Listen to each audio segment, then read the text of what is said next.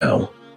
almost everything you use, fuel, electronics, food, passes through one narrow corridor on Earth. A corridor that begins at the Bab el-Mandeb Strait and ends at the Suez Canal. And sitting at the southern gate of this global artery is a country most people barely talk about, Eritrea. Okay. ለንቀነ ሓደ ነገር ብተደጋጋሚ ይዝረባሎ ንሱ ድማ ባቤል መንደብ ዝብል ቀይ ባሕሪ ዝብል ብተደጋጋሚ ዝስማዕ ዘሎ ዘረባዩ ስለምንታይ ኢራን ናይ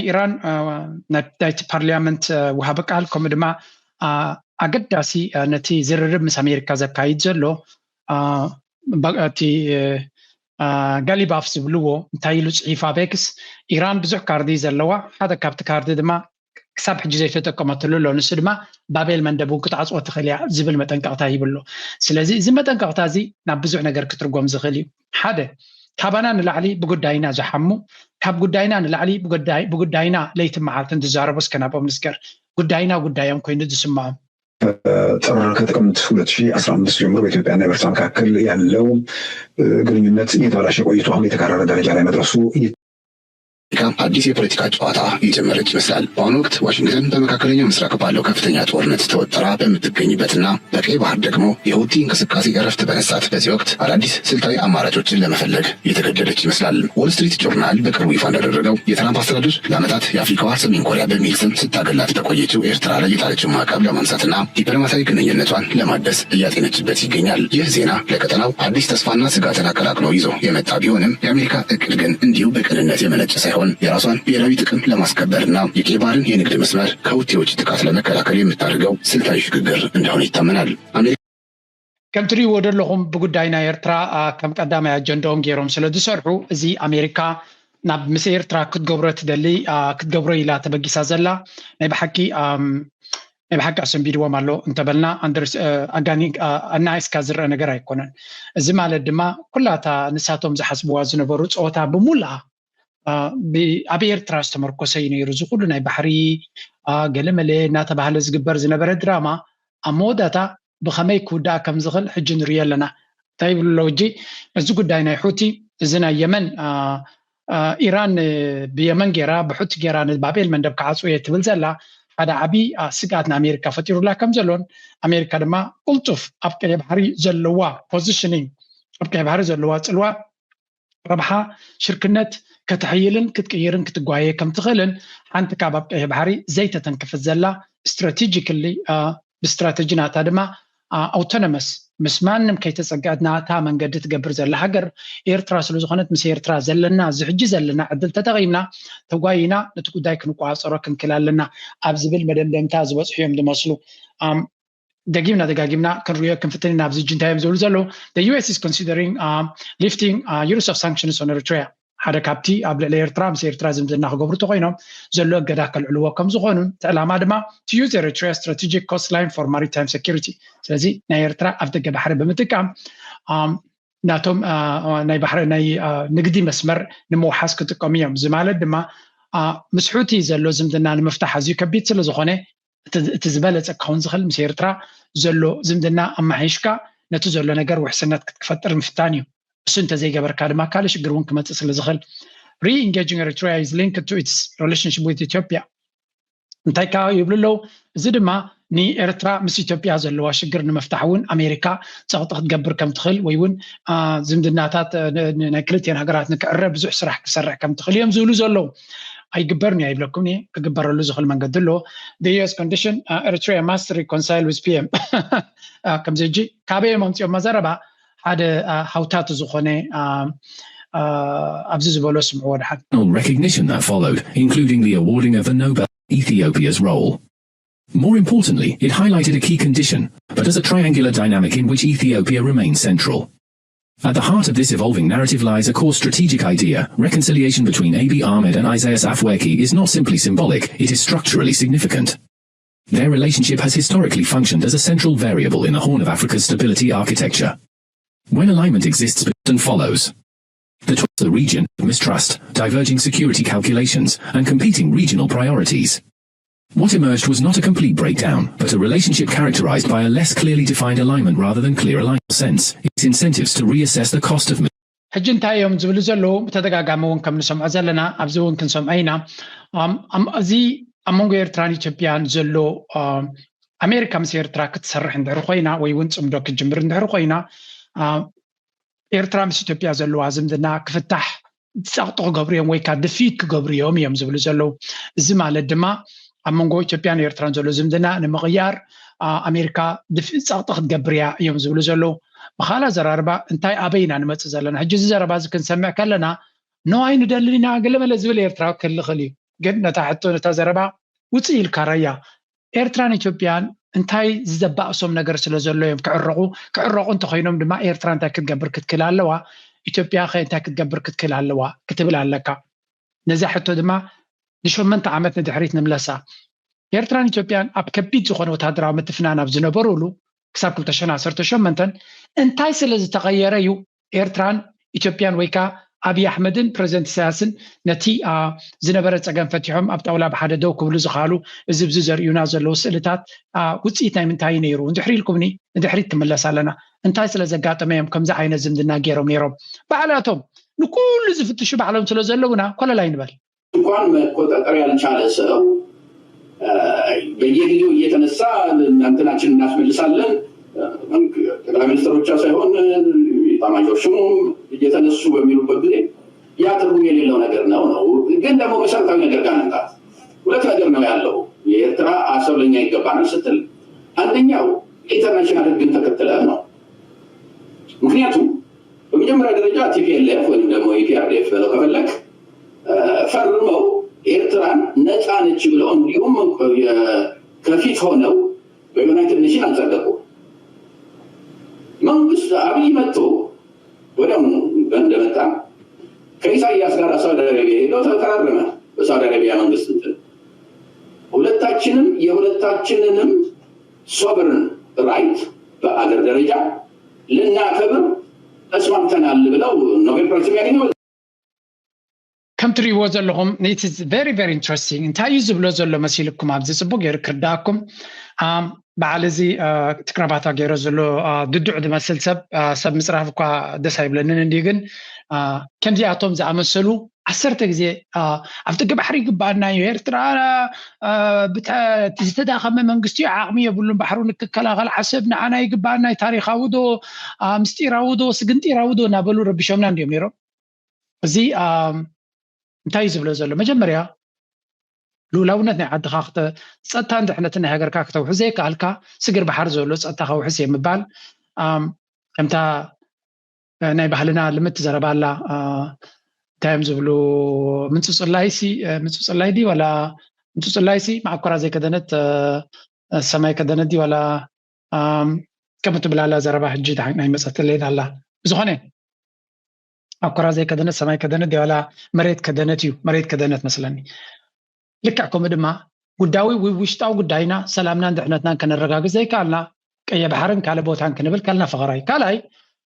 ኣብ ደገ ባሕሪ ይደሊ ኣለኹ ክትብል ከለኻ ዓለም ለኻዊ ሕጊ ረጊፅካ ይኮንካን ክትከይድ ዘለካ ኢሉ ዓለም ለኻዊ ሕጊ ክትፈልጥ ክትክእል ኣለካ እዚ ማለት ኤርትራ እስኻ ፈቲኻ ዲኻ ኣይፈተኻን ሎሚ ዲ ተረዲእካ ዋላ ተቂስካ ዲኻ ነርካ ኤርትራ ሉላዊት ሃገር እያ እዚ ድማ መንግስቲ ኢትዮጵያ ዝተቐበለ ነገር ቅድሚኻ ዝነበረ መንግስቲ ዝተቐበለ እዩ እዚ ድማ ቅቡል ብዓለም ደረጃ ድማ ኤርትራ ባንዴራ ስቕለት ሉላዊት ሃገር እያ ሕጂ ተበራቢርካ ኣዲስ ኣበባ ዓሰብ ግባእኒ ስግንጢር ግባእኒ ዝበሃል ዘረባ የለን እታ ሳልሰይቲ ግን እዝኑ ደጊፉ ደስምዖ ዘሎ እዚ ኣገዳሲት እያ እዚ ሎሚ ኣብ ደገ ባሕሪ ይግባአኒ እናበለ ንዓኻ ዘዋፍረካ ዘሎ ኣብይ ኣሕመድ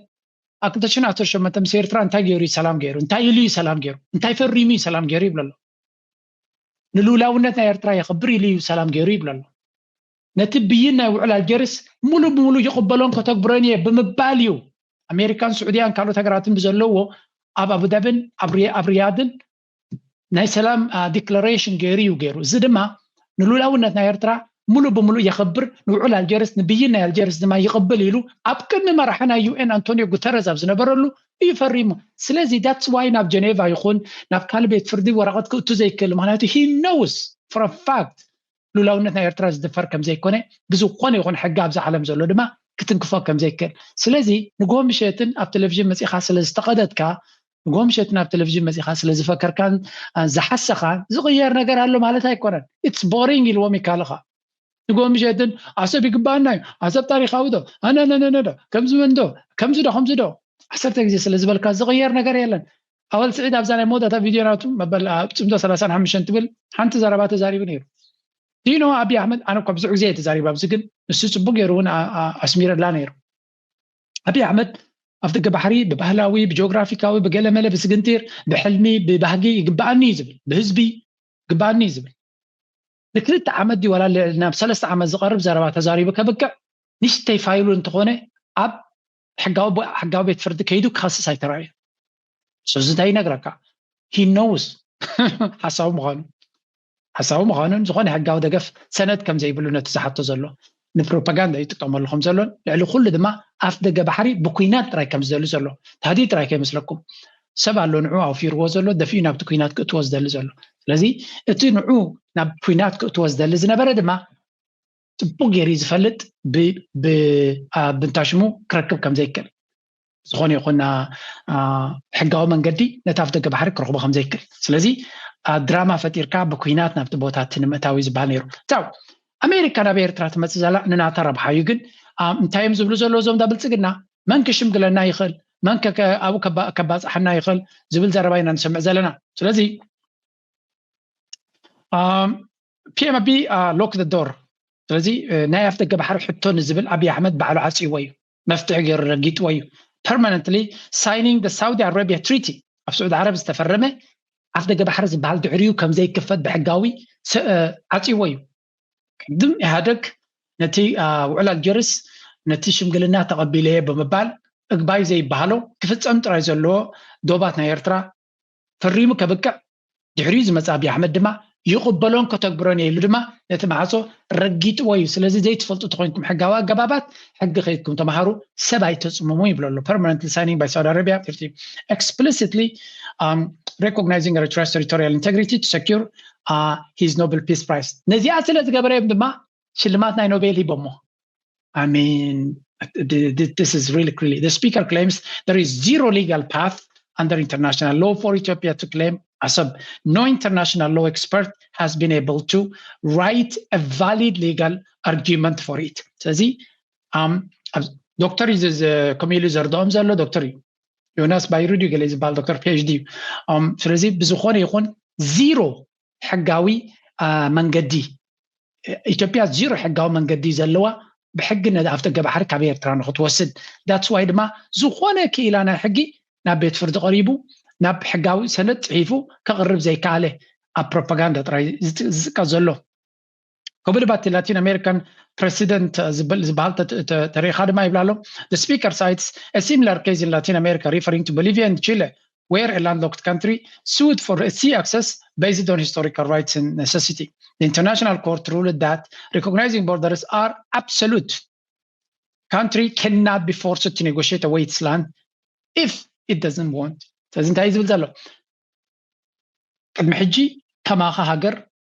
بوليفيا زبال أبع هاجر لاندلوكت هاجر كاب تشيله إذن هاي تشيله أنت تريوم سنبتكم كاب سمين ندبوبسي أيضا تهاجر سي لك كم زي مسمر هاي 3 سنتيمتر مسمر بيت مرتي تحنسس أولز نبرك مسمر تذكروا ده مسمر يات مثل تهاجر كاب سمين ندبوب صويلة تزرق حزة لأنه قلنا لما أيضا كندي 10 كيلومتر تخون دي أنا قلنا يفلت تهاجر نتخلوجن زين واحد بتريات مثل لك بتركت عم بترجع مصدوع كمان تجيب بوليفيا حتيتهم نحن أفتق بحرك وابنا لو كابزو كله أفتق بحرك انت الكلية باللاني له كابنا إيرترا زجاجة ديت هاجرتي انتهي لهم مسكة كم زبالي لن لهم